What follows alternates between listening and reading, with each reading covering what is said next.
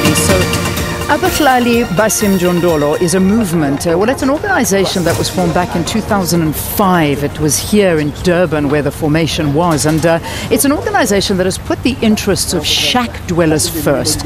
And for more on this movement, let's talk to its president. And I've got Sbu Zikode here as our guest on Morning Live. So nice to have you. Thanks very much for joining us. Thank you, Leanne. Good morning. Talk to us about the issue of shack dwellers and housing in KZN.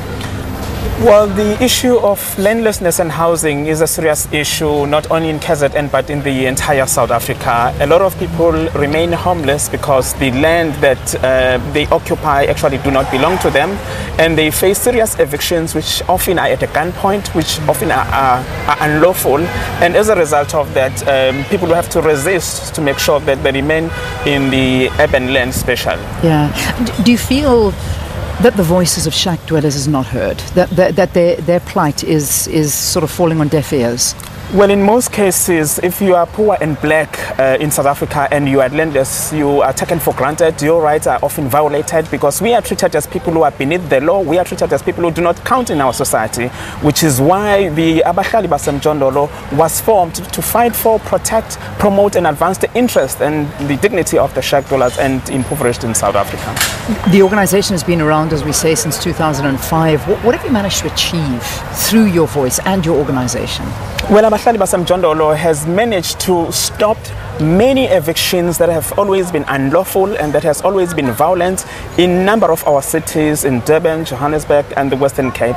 So we are pleased to say that Abahlali have been a voice for the homeless and the landless, and we continue to make sure that people have land in our cities, and we urge government to make sure that they release safest sites of land and they provide the security of tenure, so to make sure that people can invest in their homes so that we are able to at least build our own house, because we have acknowledged that the government cannot build houses for everyone at the same time. Yeah, look, let's touch on the issue of land grabs for a bit, because in this province it's a major issue, particularly with regard to allegations of foreign nationals that are embarking on land grabs, and I can imagine that this is a big worrisome point for you as well. Well, what can you do when there is no hope at all? You know, when you are told that the housing solution is only reserved for the members of the ruling party, and then we have no choice but also to make sure that we occupy unused vacant land so that people who are not, who are deliberately excluded from the housing list are able to have homes for themselves. So in a way you're saying that you have no option but to embark on land grabs? We have no option but to occupy vacant unused land. Vacant unused land is what you will occupy?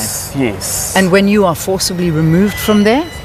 Well, we have always acted within the premises of the law, because we are not just invading law, and of course we are not grabbing land. That will be criminal activities, but to redress the imbalances of the past for those of us who remain landless and who have no hope for better housing for the future, because we know that the current housing allocation is only reserved for the political connected people. Yeah. The issue of land within a party that is obviously going to get your vote, and the organization I imagine would advocate for, who speaks to the land issue for you? I mean, we heard in Parliament that nothing is going to be happening before the elections. It's something that will only happen after the elections if it does happen. But who speaks to your cause and your plight?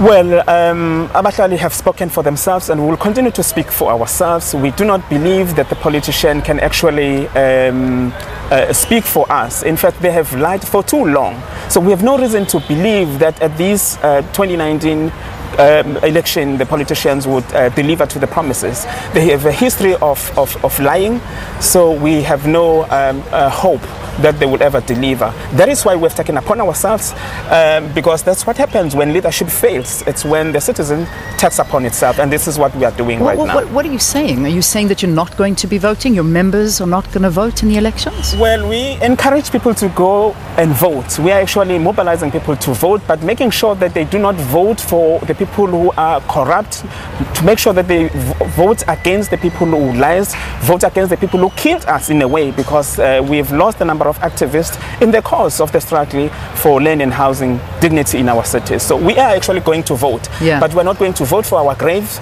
We're not going to vote for lies. We're not going to vote for corrupt and lazy politicians who have indicated in the past that they have no political will at all to make sure that those of us who remain, who are marginalized in our cities and in this country, actually have in other a place. words, you're voting for change. Is that what you're saying? You want to see change in leadership. That's what I'm gathering. In fact, we are saying Indo Demuva is Indlu Phambili, and this is what we want to see.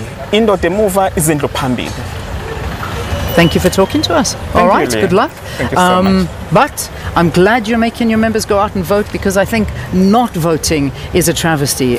You know where we are as a country, and as a country we need every single vote. It counts and it matters.